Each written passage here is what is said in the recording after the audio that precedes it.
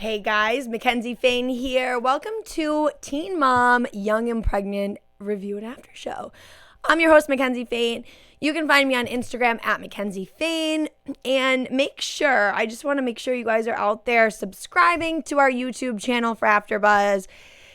Checking out all of our different channels. We have reality and drama and so much more. All of your favorite TV shows, we cover them. And I know you guys won't want to miss them. So definitely check that out.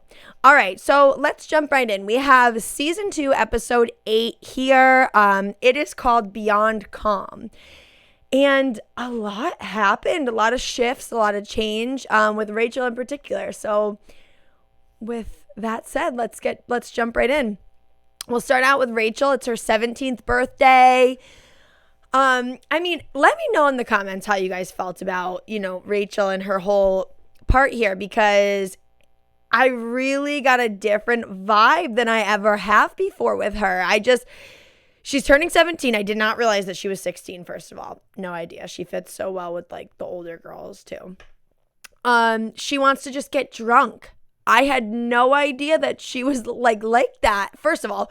Second of all, she's not even 21. So how is her mother condoning her just going out and drinking and getting drunk? And I'm like, I don't understand it. It's so crazy. I don't know how it is in that state, but I know for a fact the drinking age is 21. So interesting. She just really wants her mom to give her this $40 so that she can go out and just get effed up. That's literally all she keeps saying. And her mom said, "You want to know how much money I have in the bank? $40, but I'll give it to you. I told you I was going to give it to you." It's just really nice to see how supportive her mother is, but it's definitely too much. And I want to know your guys' opinion on that. I think it's too much. I know she wasn't around when the girls, Mallory and Rachel, were younger. So she's trying to make up for lost time, maybe, try to be the overly supportive, overly nice kind of mother, I think. But it just turns out to she's kind of just a friend in that sense. She should not be okay with her just turning 17-year-old going out and getting effed up when she's a baby at home. I don't realize how that makes any sense.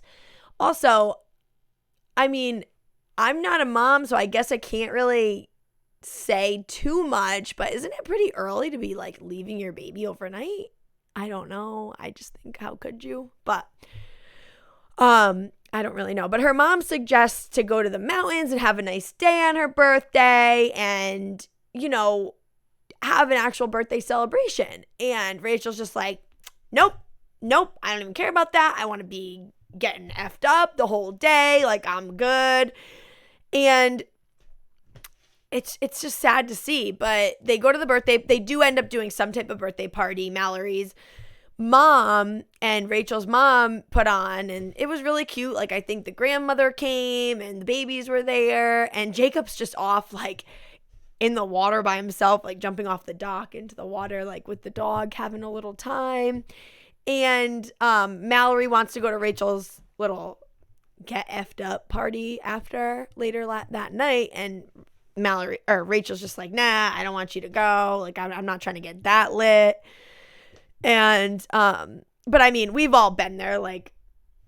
Your friends are let's do this. And you're nah, I don't want to get that crazy. But, yeah, I just thought it was just insane that she was just so gung-ho and just so adamant about getting effed up. Let's go. But anyway, apparently Jacob jumping off into the water and not really being a part of the party upset her, because she goes over to him and kind of says, "Do not," I think right at the beginning she's just "Okay, I'm gonna leave," and he's okay, and she's "You don't even care, you don't even effing care," and whatever, and she kind of goes off. So I think there's definitely some underlying issues in there, and those need to get sorted out. I don't really know what's going on. But she throws this whole fit, gets so mad, storms off, leaves the baby, leaves Jacob, goes with her friend, and just starts her night. What I have a problem with is that how rude she was to her mom that was putting on this party, to everybody that was there. Like, I just want to go, like, get the F out of here, whatever. And, she is only like 16, 17 years old, so she's literally throwing a little girl fit, but she is a little girl. You have to remember that, even though she has this baby, and it didn't even seem to me that she was that young for being so mature in the beginning of the season. But to throw a fit at your own birthday party when people are literally there for you, your mom just gave you the $40 that she had in her bank account so that you can go get effed up. I mean, come on. I mean, I'm sure she's looking back at that though and cringing. So I don't know how harsh we can really be on the girl. Everybody makes mistakes. I mean, there have definitely been times where I threw a fit and I was like, oh, I should not have done that. We've all been through that. We've all had those times. So I get it. And I hope that she's looking back on that and regretting it. So she comes back the next day and Rachel's mom kind of talks to her boyfriend, her actual boyfriend, not Jacob, about, how supportive she is. And, Rachel as a person, she's kind of pretty headstrong girl. She's going to do what she wants to do. Nobody's going to tell her. But it was nice to find out when Rachel got back the next morning that Jacob stayed at the house. He helped out. He cleaned. He helped with the baby. And, Stephanie, Rachel's mom, couldn't say enough about him. So kudos to you, Jacob. That was really good. And she does regret going out, but I don't think she regrets going out in the sense of oh yeah, she won't really do it again. I don't get that vibe. I think she is on the path of Mallory, the same path as Mallory. It's so identical. It's so true. I totally get, I think the difference is I totally get needing to get out, needing to go have your space. Hey, I need some space from being a mom. I want to go get my nails done, go to the spa, have a glass of wine at dinner and have a nice dinner with my girlfriends. I think that's different than I need to get away from my baby and just get blackout. That's just such a different vibe. There are those friends where they're you have those friends where they'll say, yeah, let's get blackout tonight. And then you have those friends where, hey, let's go get sushi and get a martini.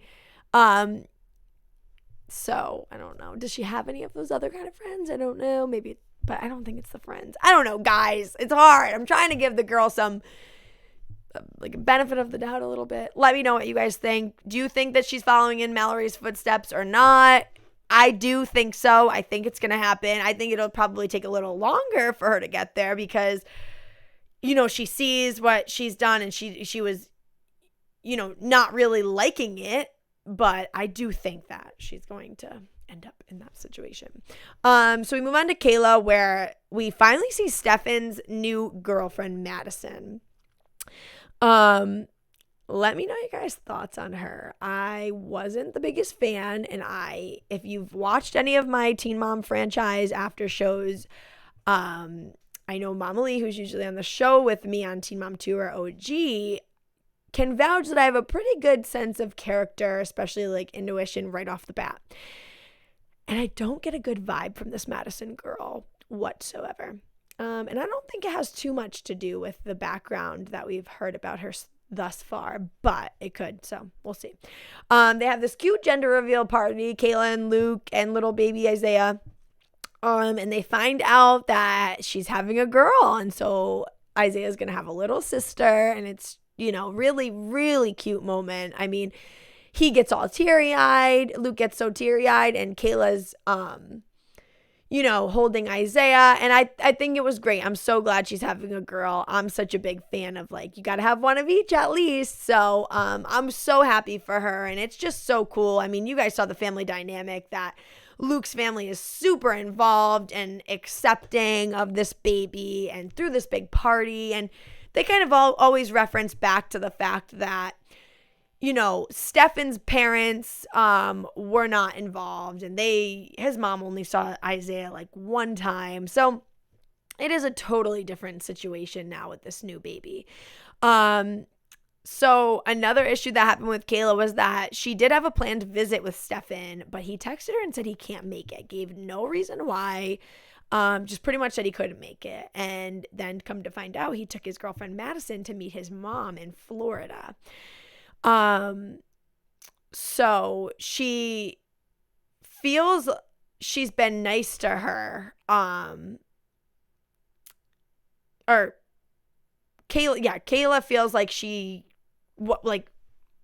I don't think she feels like she had any issues with this girl besides the fact that I don't want you around my kid if this is how you're going to act. So, Stefan's mom that says that she didn't like Kayla from day one, which doesn't really make a whole lot of sense. She's not a bad girl. She's not, I don't really see the like, there's no clarity behind that. Which just makes me think more into Stefan's mom and like what kind of person she is in a way. I don't know if that makes any sense, but just because your son doesn't like this girl and she's like keeping the grandson away doesn't mean that there's no issues with your son. And I think she does point those out a little bit, and she feels like Stefan needs to get his crap together, and she does encourage him to pay the $40 a month child support. But I feel like she's in that middle ground between like liking her or, thinking he's doing the right thing and thinking he's not. So, Stefan feels like there was nothing like between him and Isaiah when he went and saw him, and he was like, that was the crappiest thing about it. It's upsetting. I didn't even really know my kid. I could barely recognize him. There was like nothing there when he saw me. And I mean, can you guys even imagine? But at the same time, if you're the type of dad, if you're the kind of person that's going to not be around, not support your child, not pay child support, not really care, like, hey, can I just come by and play Legos with him for 5 minutes? Like, if you're not willing to go get that time, then what do you expect? Like, how hurt can you really be because you haven't even tried in general? So, or in any way. So that's where I'll leave that. Brianna, her whole segment this episode was really crazy, and it was just based on the fact that she's having these stomach pains, and she goes to the hospital, and she's just really gets nowhere with that. She does a bunch of tests. She has no insurance, and that's the biggest thing. She has no insurance. She has this huge $8,000 hospital bill. She was sent home, and she just wants to ignore it because she doesn't even know what's wrong with her yet. So that was insane. I can't imagine, but like she said in the episode, I really do think stress does crazy things to your body. I think that stress can just overcome so many things, and I think she is so stressed about it. Look what she just dealt with Brayson's biological father and their girlfriend, and there is so much to that. I know from personal experience, stress can just do the craziest thing to you. I was days out from my wedding, and all of a sudden I developed hives on my whole body. Like, I literally thought I was breaking out in chicken pox. Went to the doctor, and they were like, these are stress hives. You need to go on a high dose of prednisone. So days before my wedding, I'm on all this medication because I'm so stressed out. And I think, like Brianna, she's not a very like freaky kind of person, in the sense of she didn't really know she was probably stressed out. Like, I didn't really know until my body was like, nope, sorry, you need to slow it down or we're going to keep attacking you. So I think her stomach issues are probably a lot to do. I'm no doctor. Obviously, I'm not trying to diagnose her, but like, she went to the hospital for over a day and they did a bunch of tests and they still don't know anything. So, I mean, there is room to say, I feel like, I do think that stress can do crazy stuff to you. And I would not be surprised if this was all stress related or most of it stress related.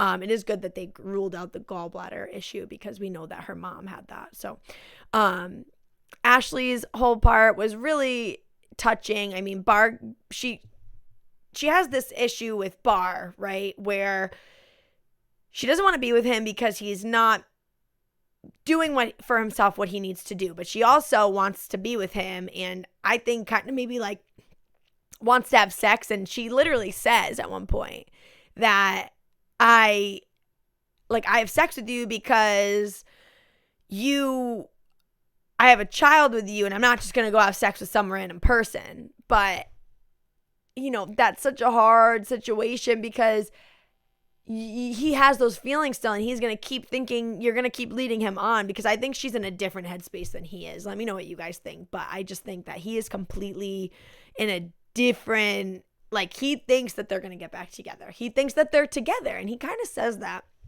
saying things like,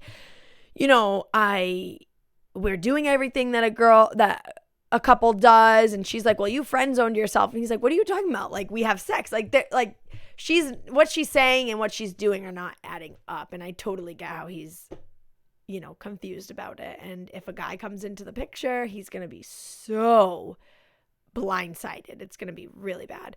But she says the bargaining his car is great, but it has nothing to do with like their relationship. She says, it's not like he gets his car and now we're fiancés again.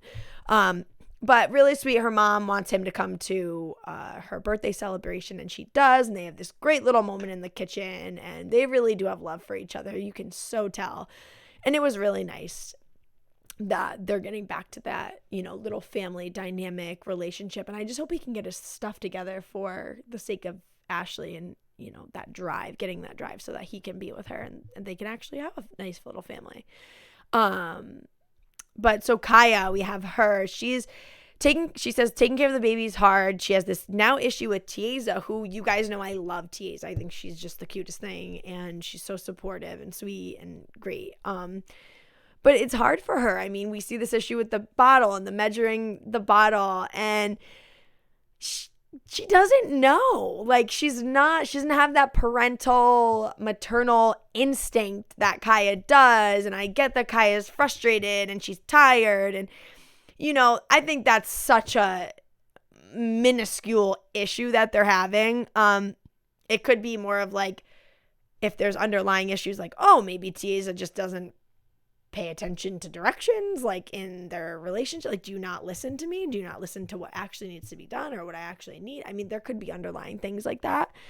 But I mean, I really do like her. I think she's really cute. She doesn't respond well to this whole Xavier, going to the jail and bringing Amor there, and Kaya wants her to come, but she really doesn't want to. She's like, that's your ex at the same time, and not even an ex that you slept with, like an ex that you had a baby with. And he's like, she thinks that he wants to be with her. So it is this big, weird situation. And I don't blame her for being, not very receptive to the fact of wanting to go. But we'll see. I mean, I hope the cameras can go into the jail, because I would love to see this interaction with Kaya, the baby, and Xavier. So that would be really interesting. On the next, we have Brayson learns how to swim, which will be really fun to see, especially with his left forearm missing, how that works. How does he's adapted well to everything so far. That kid is so resilient.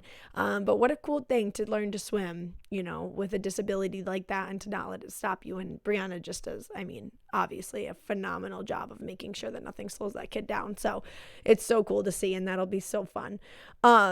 Drew, oh my God, this shocked me, you guys. Drew comes over to see the baby Hazley, and Rachel thinks that she's like, if Jacob comes in and sees Drew rocking Hazley, he's gonna freak out. So clearly it does not seem like Jacob knows about this, which is gonna suck, because Jacob seems to be doing pretty good. Why would you ruin that?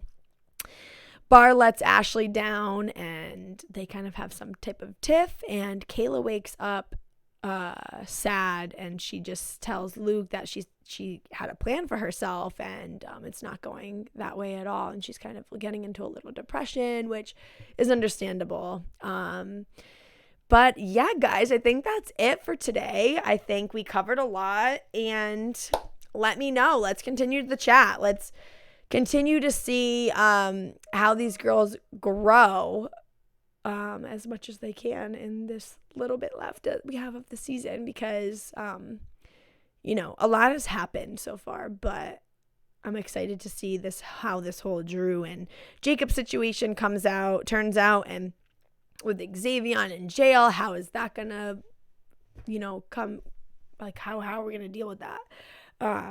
Let me know what your guys' thoughts are. What are you most excited to see, to hear, to learn about with these girls and their lives? So many different stories. Check out Teen Mom 2, the reunion next week for AfterBuzz TV. Me and Mama Lee will be doing that here in the studio, so do not miss it. All right, guys, thank you so much for joining me for the Teen Mom Young and Pregnant review and after show here for AfterBuzz TV. You can find me on Instagram at McKenzie Fayne, and let's continue the conversation online. So subscribe, like, and check out all of our other YouTube channels here at AfterBuzz. Thanks, guys, so much. Have a great week. Our founder, Keven Undergaro, and me, Maria Menounos, would like to thank you for tuning in to AfterBuzz TV. Remember, we're not just the first, we're the biggest in the world, and we're the only destination for all your favorite TV shows. Whatever you crave, we've got it. So go to AfterBuzzTV.com and check out our lineup. Buzz you later. The views expressed herein are those of the hosts only and do not necessarily reflect the views of AfterBuzz TV or its owners or principals.